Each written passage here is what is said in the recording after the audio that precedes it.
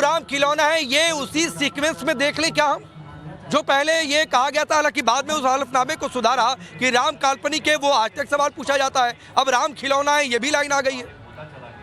देखिए, बात ऐसी है, विनाश काले विपरीत बुद्धि है ये राकेश जी, और कुछ नहीं है। इन लोगों को समझ में नहीं आ रहा है। भारत बदल चुका है, भारत का रुख बदल चुका है। 21वीं सदी राम की सदी है, 21वीं सदी सनातन की सदी है। अगर ये बार बार प्रभु श्री राम का अपमान करेंगे, देखिए हिंदू धर्म को नहीं मानते हैं, कोई बात नहीं, हमें पता है इनका धर्म क्या है, लेकिन इनको कोई राइट नहीं है कि सनातन धर्म का अपमान करेंगे या फिर इस प्रकार की टिप्पणी करेंगे, चाहे वो राहुल गांधी हो या अखिलेश यादव हो। अखिलेश यादव ने तो, इन्हीं की पार्टी ने तो कार सेवकों पर गोली चलाई थी ना। तो बताइए, ये लोग, इनको लगता है कि इनकी एक्सेप्टेंस हो जाएगी आज क्या पब्लिक में? क्या भारत की जनता इनको एक्सेप्ट करेगी? कार सेवकों के बलिदान को भुलाया नहीं जा सकता है राम मंदिर के साथ साथ। इसीलिए चाहे राहुल गांधी हो, चाहे अखिलेश यादव हो, इनके पास तो एक गोल्डन अपॉर्चुनिटी थी, एक अवसर था। ये राम मंदिर में आकर प्रभु श्री राम का दर्शन करके अपने पापों का प्रायश्चित कर सकते थे, लेकिन ये लोग पापों का प्रायश्चित नहीं करना चाहते हैं, बल्कि आज भी राम के नाम पर राजनीति कर रहे हैं। इनको समझना होगा, राम के नाम पर आलोचना करना। आपने जो साध्वी प्रज्ञा बात कही, मैं वहीं से सवाल उठाकर लारी साहब के पास जा रहा हूं। देखिए लारी साहब, वो तो योगी आदित्यनाथ ने कहा, अभी साध्वी प्रज्ञा ने भी कह दिया, ये है आप लोगों के साथ की गोलियां चली थी, लेकिन योगी आदित्यनाथ कह रहे हैं कि भाई अब गोली नहीं चलने वाली, कर्फ्यू नहीं, बदल चुकी है अयोध्या। इस बदलाव को सभी स्वीकार करें। देखिए, पहली बात तो ये समझिएगा कि समाजवादी पार्टी ने कोई गोली नहीं चलाई थी। हाँ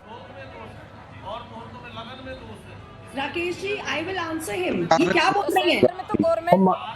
अरे सुनती चलिए मैडम, सुनती चलिए। मुलायम सिंह जी मुख्यमंत्री,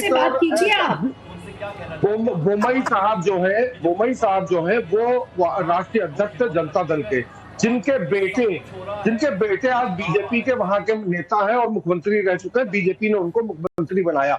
जब मुलायम सिंह गोली चला सकता है, आप उसका इल्जाम अखिलेश यादव पर डाल सकती हैं, तो उन्हीं मुलायम सिंह को ना हटाकर मुंबई साहब भी जिम्मेदार हुए और उनका लड़का भी जिम्मेदार पिता की विरासत संभाल सकते हैं, पिता की विरासत संभाल सकते हैं, तो पिता के कहने का हिसाब से नहीं, संविधान के हिसाब से काम करेगा। पाप और पुण्य आप देखिए अपना, आतंकवादियों को आप लोग बैठाते हैं अपने साथ संसद में, हम भी बैठाते हैं आतंकवादियों को। जो साध्वी के नाम पे आतंकवाद फैलाती है, जो साध्वी के नाम पे आतंकवादी है, उसको भी देख लीजिएगा। पहले अपने गिरबान में जाइए, दूसरे का गिरबान में करिएगा। सुनिए लारी साहब सुनिए, अरे लारी साहब सुनिए, लारी साहब सुनिए ना, लारी साहब सुनिए, ऐसे नहीं होता है सर। आप कह रहे हैं गोली नहीं चलवाई थी, पता नहीं तो किसी और पार्टी का शासनकाल था क्या? साध्वी आप बोलिए, फिर मैं आगे बढ़ता हूँ। रुकिए, अरे किस समाजवादी पार्टी ने नहीं चलाई थी गोली? सरकार तो थी, सेंटर में थी। नहीं, राज्य में किसकी सरकार थी? किस पार्टी की सरकार थी? जनता दल की सरकार। किस पार्टी की सरकार थी लारी साहब? जनता दल जानकारी हासिल करिए, जानकारी हासिल करिए। जनता दल की सरकार थी, शिवम त्यागी, रुकिए, वीपी सिंह जी थे, अरे रुकिए, अरे कौन मुख्यमंत्री था? Law and order state subject होता है लारी साहब। कई लोग कहेंगे कि पता नहीं आप क्या कॉपी करा गए। अरे शिवम त्यागी, रुकिए, सबकी आवाज देखिए। साध्वी प्राची मेरे बगल में बैठकर हंस रही हैं, आपकी बात सुनकर हंस रही है वो। शिवम त्यागी ये पता नहीं मतलब क्या सोच कर आए हैं, किस माइंडसेट में है। हमने तो यही समझा है कि मुलायम सिंह यादव जी मुख्यमंत्री हुआ करते थे। मेरी रिक्वेस्ट है राकेश जी, मेरी रिक्वेस्ट है, आप इनसे एक बार कहिएगा कि प्लीज बोले ना बीच में। लारी जी की मानसिक स्थिति ठीक नहीं है, इनको बेचारों को माफ कर दो। ये राम भक्तों के हत्यारे हैं, इनके दिमाग पर जो है ना वो रावण रूपी राक्षस बैठ गया। इनको मुझे लगता है इस टाइम पर धरती पे जाके रावण कर लेंगे। और ये देखिए, आपने प्रधानमंत्री वो जाकर बात देखिए, नहीं बोलना है भाई, नहीं बोलना है। नासिक जो है, नासिक नहीं ना, ऐसे हंसते तो कई लोगों को दिक्कत होती है। लारी साहब ऐसे हंसेंगे तो बहुत लोगों को दर्द होता है भाई।